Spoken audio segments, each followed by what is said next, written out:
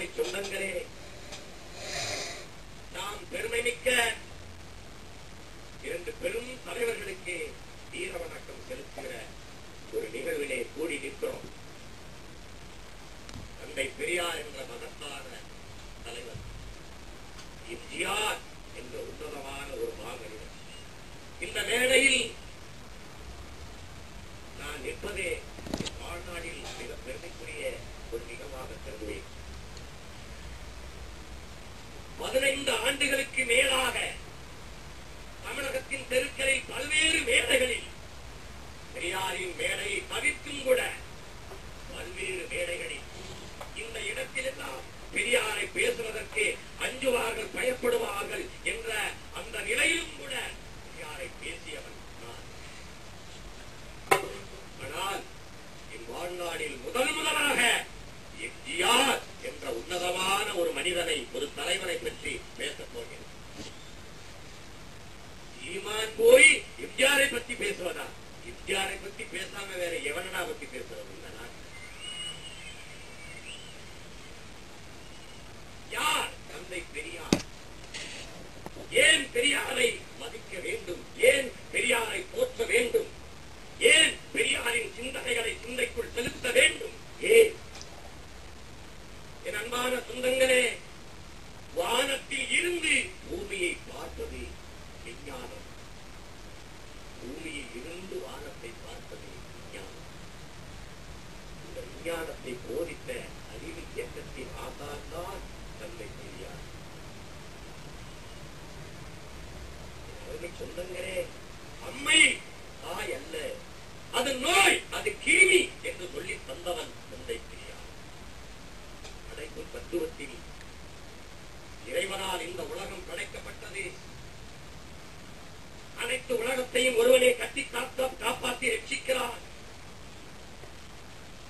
எல்லாம் அவன் எழுதிய எழுத்து, எல்லாம் தலையெழுத்து, எல்லாம் விதி, எல்லாம் கர்மா, எல்லாம் ஊழ்வினை என்று நம்பிய எவனும் போராட வரமாட்டான். மக்கள் இதை உணர வேண்டும். ஆண்டாண்டு காலமாக அடிமைப்பட்டு கையை கட்டி உழைத்து ஓடா தேகிரியே, உன் உழைப்பை சுரண்டி கொடுக்கிறானே, அவன் ஆண்டானாக இருக்கிறானே, நீ அடிமையாக கிடக்கிறாயே என்று சொல்கிற போதெல்லாம் என்ன செய்வது சாமி?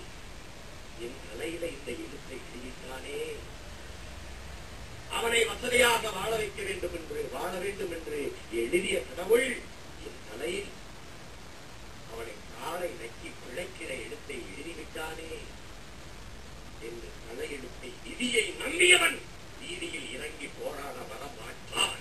இது தந்தி.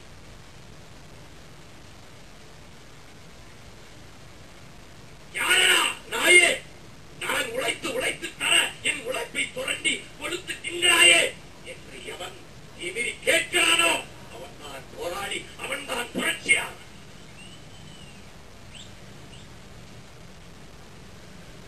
இந்த விதியை தன் மதி என்ற செருப்பால் அடித்த தலைவன் தந்தை பெரியார் என்பதை நாம் மறக்கக்கூடாது. இந்த மண்ணிலே என்ன அருமை சகோதரிகள் வாகனம் ஓட்டுகிறார்கள், விமானம் ஓட்டுகிறார்கள், காவல்துறையிலே பணி செய்கிறார்கள், ராணுவத்திலே பணி செய்கிறார்கள், கல்லூரி விரிவுரையாளராக இருக்கிறார்கள், நாட்டில் அமைச்சர்களாக இருக்கிறார்கள், பெருந்தொரு பதவியில் இருக்கிறார்கள். இதற்கெல்லாம் போர் கொடுத்து தூக்கி நிறுத்தியவன் தந்தை பெரியார் என்ற ஒப்பற்ற தலைவர் என்பதை என் அருமை தாய்மார்களும் இருக்கிற உலகத்திலே உங்களை புள்ளி ஓட்டா குணம் வேறாதா என்று கேட்ட முதல் புரட்சியாளர் தந்தை பெரியார். மான உணர்வோடும் இன உணர்வோடும் மனிதன் வாழ வேண்டும் என்ற இந்த இடத்திற்கு சூடூட்டி சொரணை ஒட்டி சுயமரியாதையோடு எங்களை வாழ கற்றுத் தந்த தலைவர் தந்தை பெரியார். எம்ஜிஆர் அவர்கள் பெரியாரின் சிந்தனைகளை திரைப்படத்திலே நிகழ்த்தி காட்டிய ஒரு போராளியாக வாழ்ந்தார். என்ன பெரியாருக்கு எம்ஜிஆருக்கு என்ன ஒப்பீடு? ஆளும் வளரன், அறிவும் வளரன், அதுதான்டா வளர்ச்சி. மானமும் அறிவும் மனிதனுக்கு அழகு, இது பெரியார். இதை மந்திரமாக சொல்லி பழகு, இது பெரியார். ஆளும் வளரணும், அறிவும் வளரணும், அதுதாண்டா வளர்ச்சி. உன்னை ஆசையோடு ஈன்றவளுக்கு அதுவே நீ தரும் மகிழ்ச்சி. நாளும் ஒவ்வொரு பாடம் கூறும் காலம் தரும் பயிற்சி. உன் நரம்போடுதான் பின்னி வளரணும் தன்மான உணர்ச்சி. பெரியாரின் சிந்தனைகளை பாடலாக செலுத்தியவன் எம்ஜிஆர். எனது அருமை தம்பிமார்களே, என் பெருமைக்குரிய பெற்றோர்களே,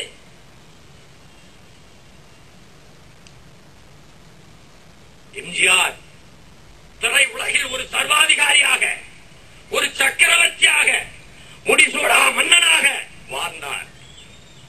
அவர் நினைத்திருந்தால் எஜமா காலடி மண்ணெடுத்து நெத்தியில பொட்டு வைப்போம் பாட சொல்லிருக்கலாம்.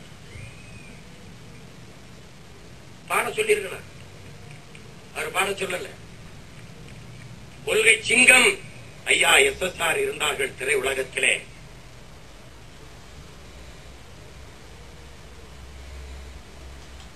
எங்கள் மதிப்பிற்குரிய ஐயா நடிகர் திலகம் அவர்கள் திரை உலகத்திலே இருந்தார்கள்.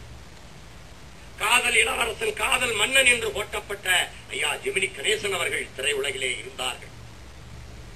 இவர்கள் படங்களுக்கெல்லாம் மக்கள் கவிஞன் என்று இந்த மக்களால் பெரிதும் போற்றப்படுகிற பட்டுக்கோட்டை கல்யாண சுந்தரம் அவர்கள் பாடல்கள் எழுதியிருக்கிறார்கள். ஆனால் காதலிலே தோல்வியுற்றான் காலையொருவன் என்று எழுதியவன் தான் திட்டம் போட்டு திருடுற கூட்டம் திருடி கொண்டே இருக்குது. அதை சட்டம் போட்டு தடுக்கிற கூட்டம் தடுத்து கொண்டே இருக்குது. திருடராய் பார்த்து திருந்தாவிட்டால் திருட்டை ஒழிக்க முடியாது. இதில் என்ன கொடுமை? திருடராய் பார்த்து திருந்தாவிட்டால் திருட்டை ஒழிக்க முடியாது. எனது அன்பு உறவுகளே, திருடர்கள் திருடராய் பார்த்து திருந்துவதாக தெரியவில்லை. நாம் தான் திருத்தி ஆக வேண்டியிருக்கிறது.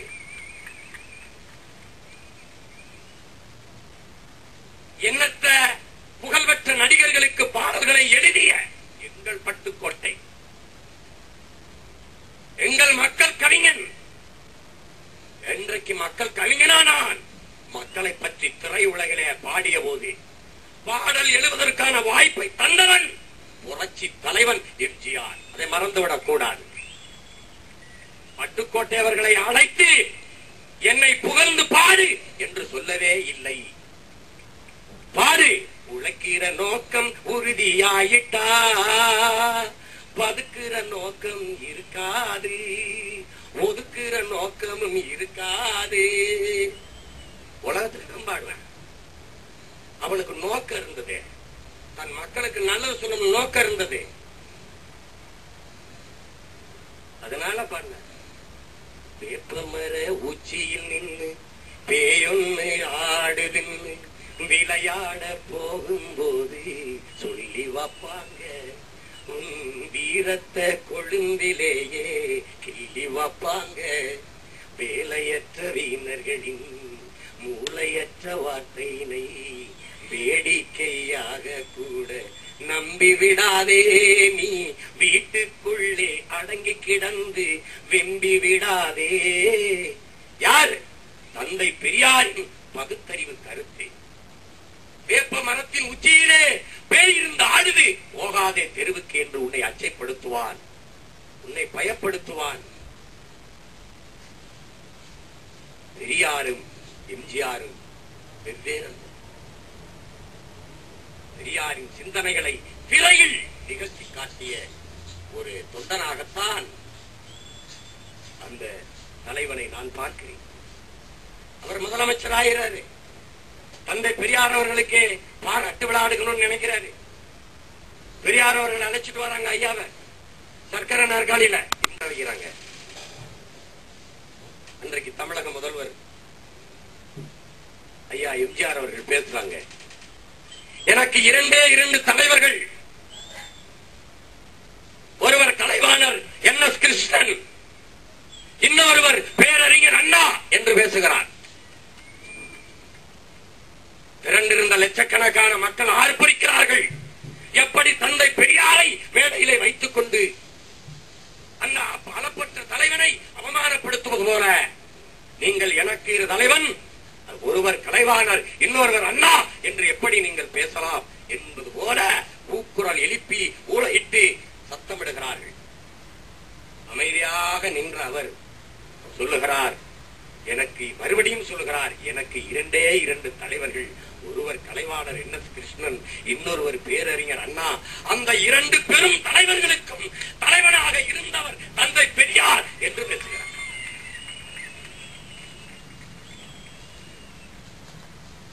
எந்த கூட்டம் கத்தி கூச்சலிட்டதோ அந்த கூட்டம் அதிர அதிர கரவொலி எழுப்பி மகிழ்ந்தது.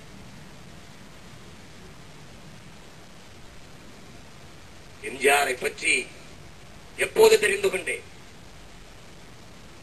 எங்க வீட்டுல இருக்கிறவங்களுக்கு, எங்க ஊர்ல இருக்கிறவங்களுக்கு சிவாஜி தெரியும், காமராஜ் தெரியும், காங்கிரஸ் தெரியும், வேற எதுவும் தெரியாது. எங்களை எப்படி வளர்த்தாங்க? எம்ஜிஆர் மலையாளி.